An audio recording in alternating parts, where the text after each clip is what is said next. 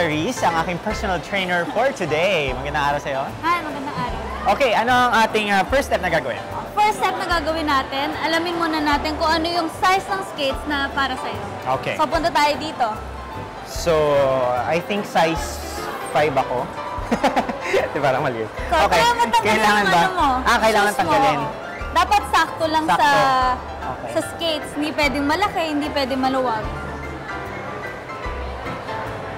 So, yan. Yan, 8. size 8. Next, punta tayo sa skate counter. Okay. Okay. After ticket, sukat ng paa, and then dito tayo sa skates counter. Size 8 po, kuya. So, pag nakuha ng skating na, ito yung size 8. Ito yung mga regular skate. Tama ba? Ano tawag dito? Skate shoes. Skate shoes. Okay. Kasi yung gamit ni Ate Clarice, kakaiba. Mas mahal. Okay. Ito, saan na tayo next? Sa chair, then suot na natin yung Suot na skate. natin yung skate shoes.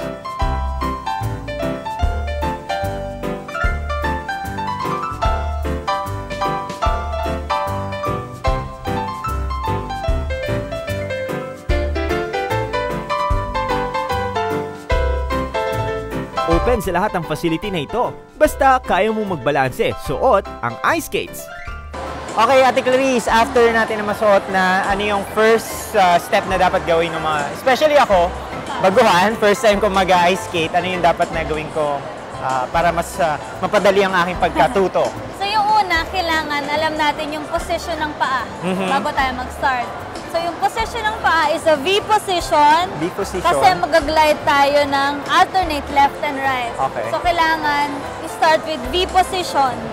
Okay, V position, And tapos then next, yung arm position. arm. Para makapag-balance tayo. Okay. So pag tinaas natin yung kamay, dapat hindi mataas sa shoulder at hindi rin mababa sa hip. So, sakto ganun lang. Sakto lang. Titanic. Titanic. Tapos Sige. posture.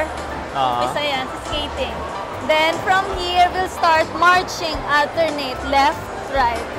Yun yung sa mga beginners. Okay. So, pag marunong ka na, unti-unti, may gliding na yan. Wait. Pero umpisa marching muna. Marching Here, muna ako. V position, and then marching, and then 2 foot. Kailangan bababa. Oo. Okay. Ba't tayo commander? Marching ulit. Marching. Marching, Tapos? then bend. Kasama na sa fees ang rental ng gear at kung first timer ka, meron silang rink marshals at lessons na ino-offer sa mga skaters. Okay. Next step, anong pwede nyo ituro sa akin? Usually basic marching, and Marching. tinuturo din namin yung, sabi mga kanina, safety, Safety. proper way to fall. Okay. So, pag na... Kaya lang Proper way to basa. fall. So, ibig sabihin, magpa-fall talaga ako mamaya. Parang nape-predict mo na yun. Sige, proper way to fall. Paano? So, kung talagang na-out of balance ka na, ano yung tamang posisyon na dapat mong So, gawin? kailangan, pag mahuhulog ka, una yung butt.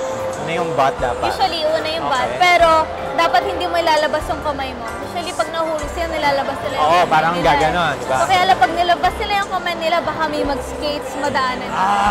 Okay. So, kailangan hands in kagad sa knee. Okay, delikado pala yan. So, pagka, kunwari na out of balance ka, hayaan mo na namauntog yung puwet mo. Parang gano'n na lang, di ba? Kasi wala kang magagawa. Pagka ginano mo yung kamay mo, delikado. Okay, sige. Let's do this. Glide na tayo. Yeah, let's glide. So, march muna Well, ako. then, march muna with arms. Tapos, And then, continue push na left, glide. right, Medyo, left, right. pwede na.